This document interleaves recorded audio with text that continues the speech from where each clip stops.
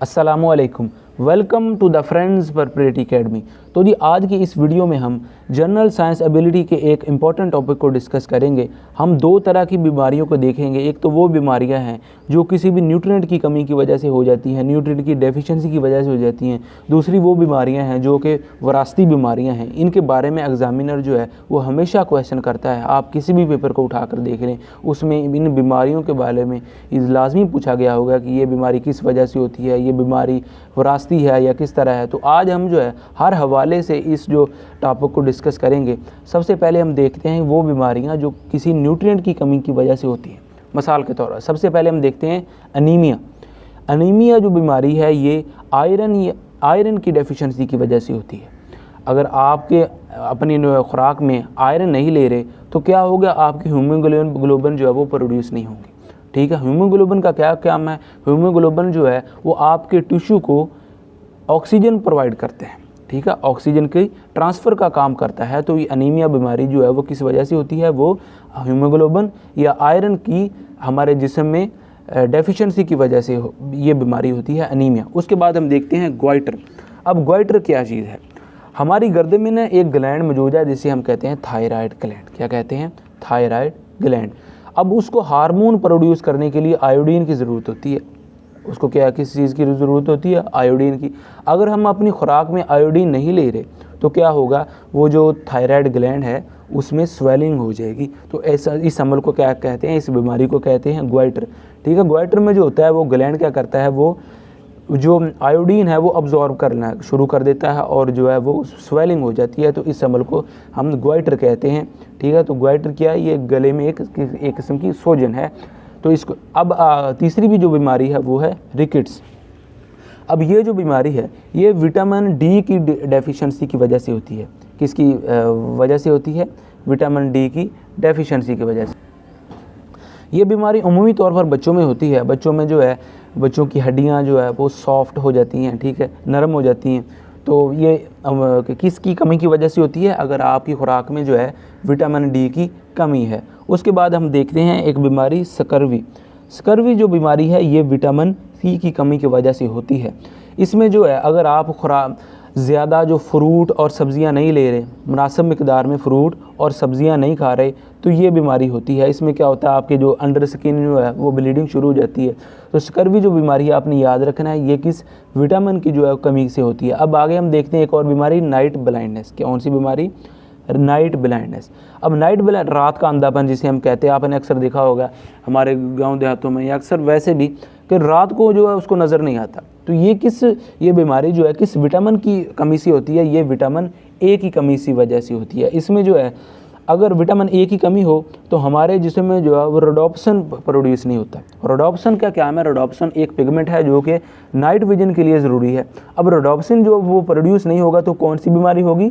वो night blindness की बीमारी होगी। ये भी एक न्यूट्रिएंट की डेफिशिएंसी की वजह से ये बीमारी होती है। उसके बाद हम देखते हैं डर्माटोसिस। अब जैसे कि इसके ना, ये स्किन के रिलेटेड एक बीमारी है, डर्माटोसिस। इसमें क्या होता है, आपकी जो स्किन है वो या तो ड्राई हो जाती है या उसमें क्रैक पड़ जाते हैं। तो ये विटामिन डी की कमी की वजह से होती है। उसके बाद हम देखते हैं बेरीबेरी जो बीमारी है ये विटामिन B1 की कमी की वजह से होती है। ठीक है, हम जो खुराक खाते हैं, हम कोई भी फूड लेते हैं, ठीक है, तो उसको एक थायामीन है। अगर हमारे जिस्म में जो है विटामिन B1 की कमी हो, ठीक है, तो थायामीन जो है वो प्रोड्यूस नहीं होगा। थायामीन जो है वो मेटाबॉलिज्म के लिए बहुत ज़रूरी है। ठीक है, तो इस वजह से जो है ये जो सेंट्रल नर्वस सिस्टम और कार्डियोवास्कुलर नर्वस सिस्टम पर इफेक्ट होता है। ठीक है, तो इस अमल को हम कहते हैं बेरीबेरी जो बीमारी है ये अल्कोहल के ज़्यादा इस्तेमाल की वजह से भी हो जाती है। उसके बाद हम देखते हैं जी पिलागरा। कौन सी बीमारी? पिलागरा जो आपने याद रखना है ये विटामिन B3 की कमी की वजह से होती है। विटामिन B3 की कमी की वजह से होती है। अगर ये ज़्यादा हो जाए तो बंदे की डेथ भी हो जाती है। उसके बाद हम देखते हैं ओस्टोमलाइसिया। ये कैल्शियम की वजह से, कैल्शियम की डेफिशिएंसी की वजह से होती है। अगर जो आपको पता है कि कैल्शियम हमारी बॉडी में मुनासिब मिकदार में ना मिले तो क्या होगा, हमारी हड्डियाँ जो है उनमें जो सख्तपन है वो कम हो जाएगा, सख्ती, उस हड्डियों में सख्ती कम हो जाएगी, हड्डियाँ जो है वो नरम पड़ जाएंगी। ठीक है, तो इस तरह जो है वो हड्डियाँ कमज़ोर हो जाएंगी। तो ये कौन सी बीमारी है? ये ओस्टोमलेसिया है। ये किस कमी की, न्यूट्रिएंट की कमी की वजह से होती है, ये कैल्शियम की कमी की वजह से होती है। ओस्टोमलेसिया के बाद हम देखने लगे हैं ख्वाशिकौर डिज़ीज़। ख्वाशिकौर डिज़ीज़, ये जो बीमारी है ये प्रोटीन की डेफिशिएंसी की वजह से होती है, प्रोटीन की डेफिशिएंसी की वजह से होती है ये बीमारी। इसमें जो है बच्चों में ज़्यादातर होती है, उनका जो पेट है वो बढ़ जाता है। ठीक है, तो ये बीमारी जो है ये ज़्यादातर अफ्रीका में होती है, जहाँ पे जो है फूड की अवेलेबिलिटी जो उसकी क्वालिटी जो है वो ठीक नहीं होती, जहाँ पे कहत ज़्यादा डेवलपिंग कंट्रीज़ में ज़्यादा ये बीमारी होती है। उसके बाद हम देखते हैं मार्समस।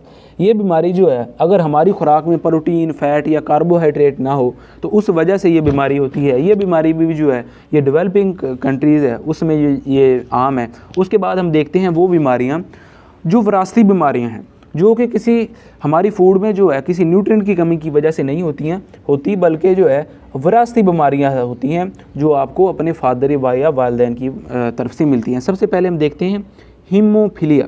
कौन सी बीमारी है ये? हीमोफीलिया। अब हीमोफीलिया जो बीमारी है इसमें क्या होता है, इसमें आपकी जो ब्लड क्लॉटिंग है ना वो नहीं होती। मिसाल के तौर पर आपकी कोई इंजरी हो गई तो क्या होगा, अब देखें आपकी नॉर्मल हालात में जो वो क्लॉटिंग हो जाती है, ठीक है, ब्लीडिंग जो है वो रुक जाती है। हीमोफीलिया में क्या होता है, ब्लड क्लॉटिंग का अमल नहीं होता, तो ये भी एक विरासती बीमारी है। उसके बाद हम देखते हैं डायबिटीज़। अब डायबिटीज़ पाकिस्तान में आपको पता बहुत कॉमन है, बहुत ही ज़्यादा कॉमन है, हर घर में कोई ना कोई शुगर का मरीज़ बंदा है। अब ये एक बीमारी किस वजह से होती है? मिसाल के तौर पर हमने खुराक खाई, उस खुराक में क्या होता है, ग्लूकोज में कन्वर्ट हो गई। अब ग्लूकोज जो है, अब सबसे पहले खुराकों को किस में कन्वर्ट होना होता है? ग्लूकोज में। अब अगर जो है हमारे जिस्म में ग्लूकोज जो है वो ज़्यादा प्रोड्यूस हो जाए तो क्या इंसुलिन जो है वो रिलीज़ होती है। क्या होती है? इंसुलिन रिलीज़ होती है। अब इंसुलिन जो है वो ग्लूकोज की कमी को कम करती है। अब अगर जो है ये बीमारी हो जाए तो इंसुलिन की प्रोडक्शन नहीं होती, तो उसकी वजह से जो है हमारे जिस्म में जो है वो ग्लूकोज जो है वो इंक्रीज़ कर जाता है। तो इस अमल को हम कहते हैं डायबिटीज़, जिसे हम शुगर भी कहते हैं। ठीक है, तो इसमें बहुत सारी जो है फिर एहतियातें करनी पड़ती हैं। ठीक है, इंसुलिन को हम बाहर से भी लेना पड़ता है इंजेक्शन के थ्रू। अब आगे हम देखते हैं डाउन सिंड्रोम। डाउन सिंड्रोम जो है इसमें एक एक्स्ट्रा क्रोमोसोम की वजह से होता है। इसमें जो है डाउन सिंड्रोम में जो है एक्स्ट्रा क्रोमोसोम की वजह से ये बीमारी होती है। इसमें जो हमारे ब्रेन को ये अफेक्ट करती है। उसके बाद हम देखते हैं हाइपरटेंशन। हाइपरटेंशन से जो है हमारे ब्लड वेसल में जो है वो प्रेशर जो वो इंक्रीज़ हो जाता है, प्रेशर जो है वो इंक्रीज़ हो जाता है। ये भी एक विरासती बीमारी भी हो सकती है, या बाद में लाइफस्टाइल अपना मतलब मुनासिब ना रखना, खुराक मुनासिब ना, उस वजह से भी हो सकती है, लेकिन ये विरासती बीमारी भी है। उसके बाद हम देखते हैं सिकल सेल एनीमिया। अब ये जो बीमारी है इसमें भी जो है हीमोग्लोबिन जो है उसकी शेप जो इफेक्ट होती है, उस हीमोग्लोबिन जो है उसकी शेप इफेक्ट होती है, या हीमोग्लोबिन जो है वो ठीक से अपना काम नहीं कर सकती। हीमोग्लोबिन का क्या काम होता है? हीमोग्लोबिन जो है आपको पता है वो ट्रांसफ़र करती है किस चीज़ को, ऑक्सीजन को हमारे टिश्यू तक। तो इसमें जो है सिकल टाइप जो है हीमोग्लोबिन प्रोड्यूस होती है। तो ये इस हमारे ये क्या बीमारी है? ये सिकल सेल एनीमिया है। ये भी जो है हमारे जो ऑक्सीजन की सप्लाई है टिश्यू को, उससे इस बीमारी से मुतासर होती है। उसके बाद हम देखते हैं जी कलर ब्लाइंडनेस। अब कलर ब्लाइंडनेस की क्या बीमारी है? कलर ब्लाइंडनेस जो है इसमें जो हम रंगों का डिफरेंस है उसमें अगर ये एक बंदा जो है इससे अफेक्टेड है तो उसको रंगों का जो डिफरेंस है वो नहीं होगा। ठीक है, रंगों को जो वो ठीक से डिफरेंस नहीं कर पाएगा। अब आगे हम देखते हैं जी हिंगटन डिजीज़। कौन सी बीमारी है जी? हिंगटन डिजीज़। अब ये जो हिंगटन डिजीज़ है ये भी एक विरासती बीमारी है। इसमें जो है हमारे ब्रेन के जो नर्व सेल है वो डिग्रेड शुरू होना हो जाते हैं। ठीक है, उसके बाद मस्कुलर डिस्ट्रॉफी भी एक क्या है? ये हेरिडिटरी डिजीज़ है, एक विरासती बीमारी है। इसमें जो है मस्कुलर डिस्ट्रॉफी में आपका जो स्केलेटल मसल है वो डिजनरेट होना शुरू हो जाता है। उसके बाद हम देखते हैं ब्लेडनेस।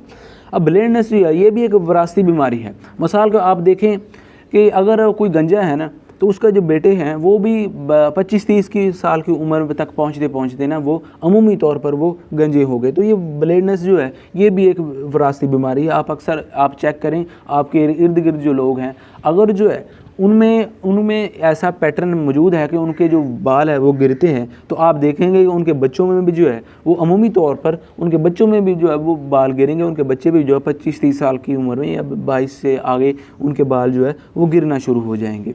तो ये तो जी हमने देखी थी 2 तरह की बीमारियाँ। एक वो बीमारियाँ हैं जो किसी फूड न्यूट्रिएंट की कमी की वजह से होती है, और दूसरी बीमारियाँ वो हैं जो कि विरासती बीमारियाँ हैं। मुझे उम्मीद है कि आपने जो है इन सभी जो बीमारियाँ इनको आपको अच्छे से समझ आ गई होगी। ठीक है, आप जो है इसकी एक स्क्रीनशॉट ले लें और जो है इसको आप अच्छे से याद रखें। एग्जामिनर जो है अगर उसने जनरल साइंस एबिलिटी में से क्वेश्चन बनाए तो आप देखें तो इसमें 1 नंबर का क्वेश्चन जो है इंशाल्लाह लाजमी आएगा। ठीक है, अगर आप जो है हमारे व्हाट्सएप ग्रुप से नहीं है तो आप हमारे व्हाट्सएप ग्रुप को ज्वाइन करना चाहते हैं तो आप जो है इन नंबर पर रब्ता कर सकते हैं।